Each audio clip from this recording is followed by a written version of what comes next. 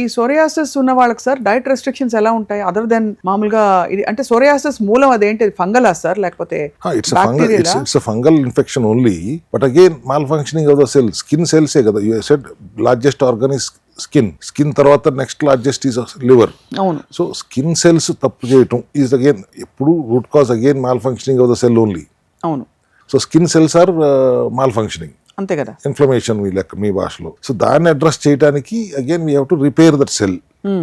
Why it is happening like that అంటే మీ pigmentation అనండి, ట్యాన్ అవుతుంది అనండి, డీటాన్ చేయడానికి మీరు వాడే అడ్డమైన క్రీములు ఎన్నిటి వల్ల ఎన్ని క్రీములు సార్. ఇప్పుడు ఇన్స్టాగ్రామ్ ఓపెన్ చేయంగానే వందల కొద్ది క్రీములు 2 వారాల్లో తెల్లగా అయిపోతారు, అదైపోతారు, ఇదైపోతారు. ఎక్స్టర్నల్ అప్లికేషన్ తో అవ్వాలంటే దాని ఇంగ్రీడియంట్ లిస్ట్ చూసుకోండి ముందు. ఇప్పుడు నా దగ్గర ఉంది ఒక facial serum, but that contains what N-acetylcysteine, coenzyme Q10, C vitamin, ఇటువంటి న్యాచురల్ హెర్బ్స్ తో చేస్తే గ్లో అవుతుంది కాదు, ఇన్ఫెక్షన్ రాకుండా ఉంటుంది, డీటాన్ అవటం కాదు, ఇన్ఫ్లమేషన్ లేకుండా ఉంటుంది.